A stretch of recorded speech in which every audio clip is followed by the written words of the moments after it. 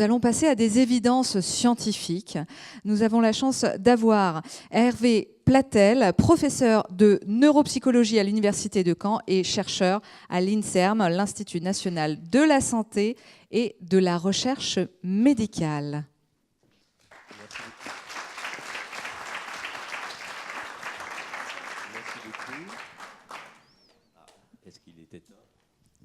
Normalement, on vous suit. Alors, ça y est, on vous suit. Dit, le sociologue m'a fait une blague.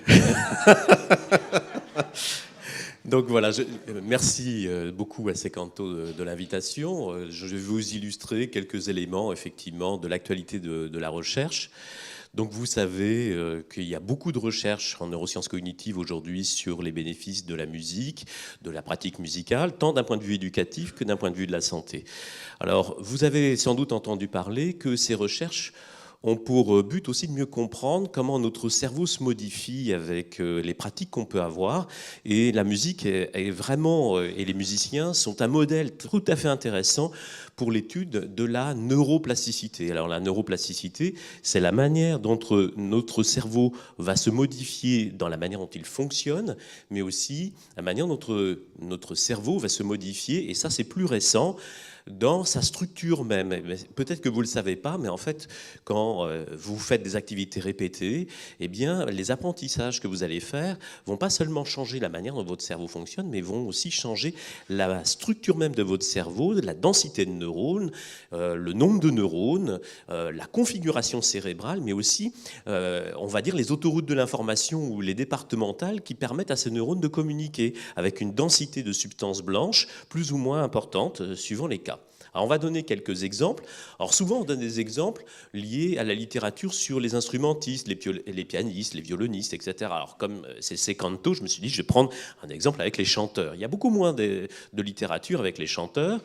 Et ici vous avez un résultat qui montre quoi ? Eh bien qui montre que chez des chanteurs d'opéra, des chanteurs professionnels, eh bien on va avoir les mêmes phénomènes de modification structurale dans le cerveau par effectivement l'intensité de la pratique et surtout le fait que cette pratique soit répétée du chant. Et qu'est-ce qu'on montre ici ? Eh bien que les régions de votre cerveau quand vous chantez qui représentent notamment les muscles laryngés, votre capacité à donc faire bouger votre langue, etc. de manière pertinente, eh bien tous ces muscles donc, qui sont contrôlés par des régions motrices là, sont modifiés par la pratique du chant d'opéra, par l'expertise. Quand on chante, alors est-ce que c'est différent que lorsqu'on parle ? Eh bien, il y a beaucoup de travaux qui montrent que c'est pas très différent. Vous voyez, ici, on demande à des sujets, pendant qu'on enregistre leur activité cérébrale, soit de chanter « Joyeux anniversaire », soit de dire les paroles de Joyeux anniversaire sans les chanter. Vous essayerez, c'est pas si facile. Donc, de dire Joyeux anniversaire, mais sans chanter. Donc, fredonner Joyeux anniversaire ou imaginer chanter Joyeux anniversaire. Tout ça, ça active le cerveau dans des régions, dans des réseaux assez similaires. On n'a pas forcément l'impression que le chant est très différent de la parole. Alors il y a des petites différences et je vais insister sur ce point. Entre la musique et en fin de compte, la parole et le langage, notamment, on a pu montrer dans notre laboratoire que oui, il y a des petites différences, notamment par rapport à l'accès en mémoire, aux informations que vous avez apprises, soit par le langage, soit par la musique. Et ce que vous voyez ici, c'est un résultat qui est extrêmement intéressant, qui montre que la musique, le réseau cérébral qui implique votre mémoire musicale, implique à la fois des régions de votre hémisphère gauche, mais aussi de votre hémisphère droit, de manière beaucoup plus large en fait que le langage. Le langage, c'est un réseau extrêmement spécialisé et qui fait participer donc des réseaux qui ont atteint un tel niveau d'expertise qu'ils utilisent des ressources très circonscrites, en définitive. Alors ça, c'est très intéressant, mais pour le coup, quand il y a une maladie du cerveau, eh bien, il se trouve... excusez-moi, j'ai un rhume, j'ai peur d'avoir la voix qui part. Je pense que je vais prendre un peu d'eau. Voilà. Ça vaudra mieux. Heureusement, je n'avais pas prévu de chanter. Si, c'est prévu à la fin. C'est prévu. Ah, mince, je vais me faire avoir. Donc, vous savez qu'en québécois, c'est mon cher Michel. C'est pas joyeux anniversaire, c'est une chanson d'anniversaire qui s'appelle Mon cher Michel. Donc, on revient en France. Alors, en bleu, vous voyez ce réseau du langage très spécialisé. Quand il y a une maladie du cerveau, une lésion cérébrale qui tombe dans ce réseau, ben c'est la catastrophe. Parce qu'en fin de compte, il n'y a pas tellement de voies alternatives. Alors que vous voyez que pour la musique, eh bien, on a quelque chose de beaucoup plus diffus, qui engage le cerveau de manière beaucoup plus large. Et bien, pour le coup, c'est un avantage. Parce que quand il y a une maladie du cerveau, eh bien, il y a moins de chances que cette fonction musicale, la mémoire comme la perception, soit complètement altérée. Et donc ça, c'est déjà une manière de montrer et d'essayer de comprendre pourquoi, effectivement, la musique va mieux résister aux maladies cérébrales que le langage. Dans notre laboratoire, on a aussi montré que les musiciens, eh bien, ils n'avaient pas seulement une oreille améliorée, des régions auditives, des régions motrices modifiées, mais que apprendre la musique, eh bien, ça modifie aussi largement les régions de la mémoire. Et ce que vous voyez là, ce sont les structures qu'on appelle les hippocampes. Et les hippocampes, effectivement, ils sont modifiés par la pratique musicale. Alors ça nous intéresse dans mon laboratoire, parce que mon laboratoire, lui, s'intéresse particulièrement à la mémoire humaine et à ses troubles. Donc on se dit, tiens, la pratique musicale, si ça a un impact sur la mémoire chez les musiciens, est-ce que les vieux musiciens, ils ont une meilleure mémoire? Alors, est-ce que pratiquer la musique dans la vie, est-ce que ça a un effet protecteur par rapport au vieillissement? On montre que les musiciens, effectivement, peuvent avoir de meilleures performances de mémoire que des sujets, contrôle, autres. Ce n'est pas toujours évident à montrer statistiquement, mais il y a des travaux extrêmement intéressants sur des grandes populations qui ont trouvé dans ces grandes populations des jumeaux dont un avait fait de la musique et pas l'autre. Alors ça, c'est rare, il faut les trouver, mais on peut les trouver. Et en fait, de s'apercevoir que le jumeau musicien, eh bien, dans son histoire médicale, il a eu moins de risques de démarrer une maladie neurodégénérative.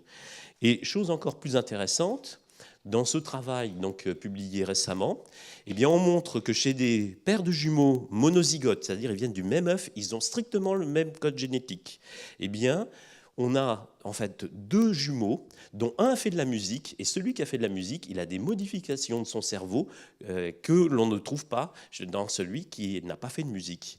Et ce n'est pas vrai dans l'autre sens. Autrement dit, on sait que c'est bien spécifique à la pratique musicale.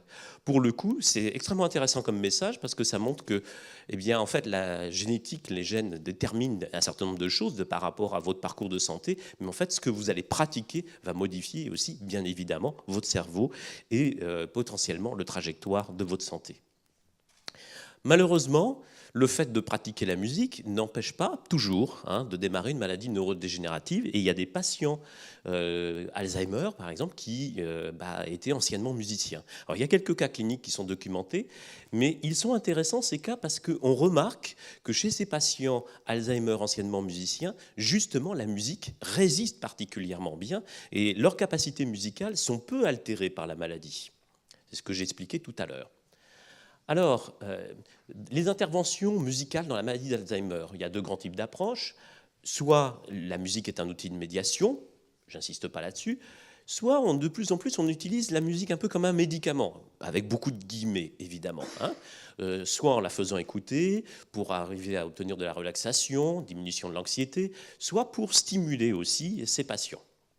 Dans les deux cas, ces actions tendent au maintien des fonctions cognitives et à la diminution des troubles comportementaux. On a fait des méta-analyses, des revues sur cette littérature, et c'est intéressant effectivement de constater que on a une accumulation de preuves sur les bénéfices, même si c'est jamais assez au vu effectivement des critères de la médecine, où il faut effectivement arriver à démontrer qu'on a bien un effet qui dépasse l'effet placebo, et c'est pas si simple parce que l'effet placebo, il faut se rendre compte que dans les études sur cet effet, eh bien, on peut montrer que, en croyant prendre un médicament, eh bien, antidouleur par exemple, eh bien, vous pouvez réduire la dose des médicaments antidouleurs de 20, 30%, 40%, alors même que vous ne prenez rien. Et quand on dit, ben oui, mais l'écoute de la musique permet de réduire les médicaments antidouleurs de 40%, ben on nous dit, ben oui, vous êtes dans la plage, en fin de compte, du niveau d'intervention de l'effet placebo. Donc, ce n'est pas si simple. les patients Alzheimer qui sont très détériorés. Vous connaissez peut-être ce documentaire qui vient des États-Unis, qui s'appelle Live Inside, et qui montre effectivement quelque chose que, si vous avez été sur le terrain, que vous avez peut-être remarqué, cet éveil, en fin de compte, des patients, parce que chez les patients à un stade avancé, il faut lutter contre surtout l'apathie. L'apathie, c'est-à-dire ils regardent leurs chaussures, ils font rien, si on ne va pas les stimuler. Et en fait, la musique, et notamment la musique, les anciens morceaux qu'ils connaissent, a ce pouvoir d'éveil qui est assez incroyable. Ils sont beaucoup plus présents, ils vont se remettre à communiquer alors que c'est très difficile. Ce que l'on a pu montrer donc, aussi là, avec des travaux de terrain, mais aussi des travaux expérimentaux que l'on a réalisés ces dernières années, c'est qu'au-delà du bénéfice comportemental et de l'éveil, on pouvait aussi obtenir des effets d'apprentissage qu'on n'avait pas du tout anticipés. C'est-à-dire que grâce à la musique a été pour nous le révélateur qu'en définitive, l'image qu'on avait de ces patients Alzheimer très amnésiques comme étant des personnes dont l'activité ne permettait pas, en fin de compte, ce qu'ils faisaient, ils l'oubliaient et il n'y avait plus possibilité d'encodage de nouvelles informations. Et bien, grâce à la musique, on a réussi à démontrer que ce n'était pas tout à fait vrai, parce que quand on les mettait dans les bonnes conditions, on a été en capacité de leur apprendre, par exemple, des mélodies de chansons qu'ils n'avaient jamais apprises. Et donc, on a effectivement eu ces ateliers d'apprentissage de chants nouveaux qui ont démontré que l'image qu'on se faisait des patients Alzheimer était certainement une fausse image de ces coquilles vides qui ne sont plus capables d'apprendre. Et bien certainement que dans un certain nombre de contextes, on peut arriver à démontrer qu'il y a une possibilité d'apprentissage. Alors est-ce que c'est spécifique à la musique? C'est ce qu'on essaye effectivement de mieux comprendre avec des données qu'on a accumulées et une grosse expérience, un gros projet effectivement de neuroimagerie avec des patients Alzheimer à des stades avancés qu'on vient de terminer, pour lesquels on est en train d'analyser les données et qui montrent bien qu'on obtient un effet d'apprentissage chez ces patients on a des patients très sélectionnés. Ce que vous voyez ici, c'est l'atrophie cérébrale mesurée statistiquement dans le cerveau de ces patients, c'est-à-dire on a une atrophie majeure dans les régions de la mémoire, dans les régions hippocampiques, et malgré cette atrophie, malgré le fait qu'on sait qu'ils sont complètement amnésiques au sens classique du terme, c'est-à-dire une amnésie, on essaie de leur faire apprendre 2-3 mots, on leur demande de les répéter quelques temps après, et ils n'y arrivent pas. Et pourtant, il y a quand même un effet d'apprentissage possible, alors qu'ils ne sont pas conscients d'avoir appris quelque chose de nouveau. C'est-à-dire qu'ils vont être capables de vous dire, après effet de répétition, plusieurs jours de suite, « Ah mais ça je connais », alors que leur première réponse était « Je ne connais pas ». Il y a un changement de réponse, et quand on leur dit « Mais vous me dites que vous connaissez ça, mais vous l'avez entendu, vous l'avez vu d'où ?» Et là, la réponse habituelle, c'est « Oh, j'ai dû apprendre ça quand j'étais jeune. J'ai dû... » Voilà, ça c'est vieux, je le connais depuis longtemps. Et les données de neuroimagerie que l'on a pour le moment vont plutôt dans ce sens-là, de nous montrer qu'en fait, l'apprentissage de nouvelles chansons, ce qui est nouveau, ce qui est nouvellement appris dans leur cerveau, c'est comme si c'était en fin de compte de l'information ancienne. Donc pour conclure, ces travaux-là, moi j'ai pris l'angle d'attaque des patients Alzheimer parce que c'est nos travaux, mais je pense que vous pouvez après élargir cet exemple-là à d'autres contextes.